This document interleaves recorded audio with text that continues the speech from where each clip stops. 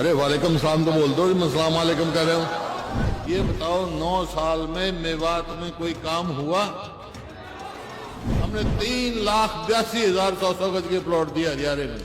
इन्होंने किसी को 1 इंच का भी दिया हो प्लॉट तो वो नाम बता दे भाई, गांव बता दो। अरे ये इलाका जहां भाईचारा 1947 में नहीं खत्म हुआ, ये खत्म कर सकते हैं क्या? भाईचारा हमारा मजबूत है। तो मेरी भी बात सुन लो आप भाई, मेवात 5 सीट दे देना, मैं आपको कह के जा रहा हूं कांग्रेस की सरकार मैं बना दूंगा। अस्सलाम वालेकुम। अरे वालेकुम सलाम तो बोल दो, मैं अस्सलाम वालेकुम कह रहा हूं। नमस्कार।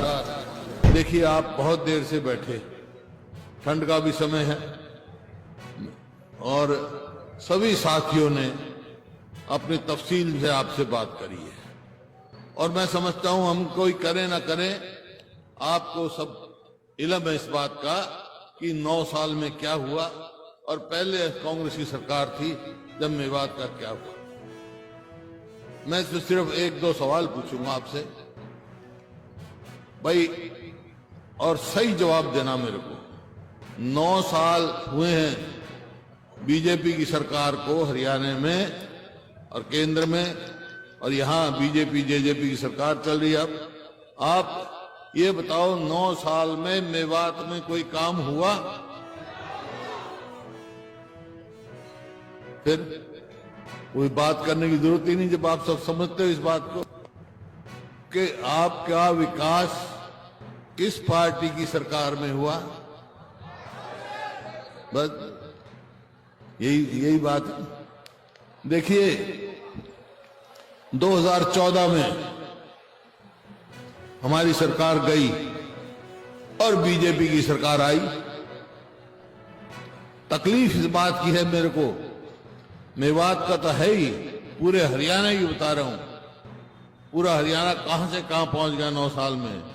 2014 में हरियाणा प्रति व्यक्ति आय में, प्रति व्यक्ति निवेश में और कानून व्यवस्था में, नौकरी देने में, खेल और खिलाड़ियों में पूरे देश में नंबर 1 था 2014 में। आज किस चीज में नंबर 1 है भाई? आज मालूम है किस चीज के? ये मेरे नहीं, सरकारी आंकड़े। किस चीज में नंबर 1 है हरियाणा? आज है बेरोजगारी में, महंगाई में, अपराध में। अपराध ऐसा लगता ही नहीं, ऐसा प्रतीत होता है सरकार है ही नहीं। और वायदे इनके बड़े बड़े थे, किसान का हम ये करेंगे, मजदूर का ये करेंगे, गरीब आदमी का ये करेंगे। ये कहा 2022 तक किसान की आमदनी दुगनी करेंगे, एमएसपी देंगे उनको स्वामीनाथन के हिसाब से। तो भाई आमदनी तो दुगनी हुई नहीं किसान की, या हो गई? किसी की हो गई दुगनी आमदनी? आमदनी तो दुगनी नहीं हुई, लेकिन लागत दुगनी हो गई। डीजल का भाव कहां से कहां पहुंच गया, खाद का भाव कहां से कहां पहुंच गया, कीटनाशक दवाइयों का भाव कहां से कहां पहुंच गया, बिजली देख लो। तो लागत तो दुगनी हो गई, आमदनी दुगनी नहीं हुई। गरीब आदमी का, दलित का जो हमारी नीति थी 100-100 गज के प्लॉट देंगे, हमने 3,82,100 गज के प्लॉट दिया हरियाणा में। इन्होंने किसी को 1 इंच का भी दिया हो प्लॉट तो वो नाम बता दे भाई, गांव बता दो। इसी प्रकार से एक कलम से हरियाणा सरकार पहली सरकार थी पूरे देश में जिसने 20 लाख गरीब बच्चों का वजीफा मंजूर किया था। 20 लाख बच्चों का, पहली से लेकर ऊपर तक, वो भी इन्होंने कर दिया। 100-100 गज के प्लॉट भी बंद कर दिए, किसान भी। तो कोई भी वर्ग, कोई भी जमात इनसे खुश नहीं है, किसी का किया ही नहीं। नौकरियों की देख लो, एक चला रखा है इन्होंने कौशल रोजगार निगम। उसका क्या काम है? जैसे कैप्टन साहब बता रहे थे, केंद्र सरकार ने चला दिया वो अग्निपथ, अग्निवीर, और इन्हें चला दिया कौशल निगम। कच्ची नौकरी, पेंशन नहीं होगी। लगेगा। कच्ची नौकरी हमने अपने समय में ठेकेदारी सिस्टम बंद किया था, पक्की नौकरी देने की बात कही थी। ये सरकार खुद ठेकेदार बन गई और कहते हैं हम वहां भेज देंगे यूक्रेन में, इजराइल में। अरे वहां से तो लोग वापस आ रहे, मरने के लिए भेजोगे वहां, इसलिए भेजोगे? तो ये ऐसे काम कर रहे हैं। नौकरी किसी भी वर्ग का देखें, किसान का, मजदूर का, व्यापारी, कर्मचारी, शहरी हो, ग्रामीण हो, कोई भी हो, ऐसा हरियाणा बना दिया, ऐसे हालात कर दिए कि अस्पताल में जाओ तो डॉक्टर नहीं, स्कूल में जाओ तो मास्टर नहीं, दफ्तर में जाओ तो सरकारी कर्मचारी नहीं, खाली पड़े हैं। 2 लाख पक्की नौकरी आज हरियाणा में जो स्वीकृत की हुई है वो खाली पड़ी है, नौकरी देंगे नहीं।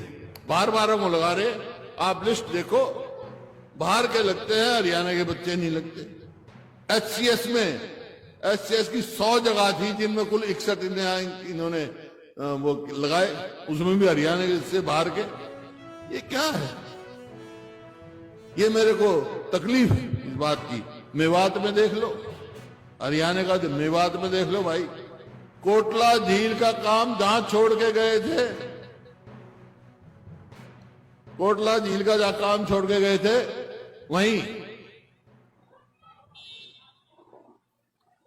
और कानून व्यवस्था तो मैं बता चुका, ये तो अपराध में ऊपर के 2-3 प्रदेशों में हो गया, अपराध तेजी से बढ़ रहा है। कानून व्यवस्था नाम की कोई चीज नहीं, वो तो मैं बताऊंगा आपको।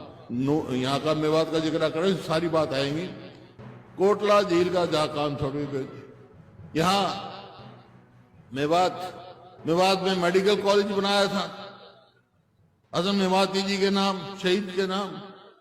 आज वहां डॉक्टर नहीं, दवाई नहीं, कोई भी देख लो, कहीं भी कोई काम इनका नहीं। और मैं तो इस बात की बधाई आपको दे सकता हूं, शुक्रिया कर सकता हूं आपका, कि जो इनकी कोशिश थी यहां नूह में जो किया, कानून व्यवस्था सरकार की जिम्मेवारी है और ये कानून व्यवस्था का उल्लंघन कर रहे थे। जो जिम्मेवारी थी, सरकार अपनी जिम्मेवारी निभाने की बजाय माचिस लगा रही थी आपस में। वो तो यहाँ के लोग, मेवात के, और सारी खापे, सारे वो इतने होशियार थे, समझदार हैं कि भाईचारा मजबूत रखा। इस बात के लिए मैं आप सबको बधाई देता हूं, बहुत बहुत शुक्रिया करता हूं।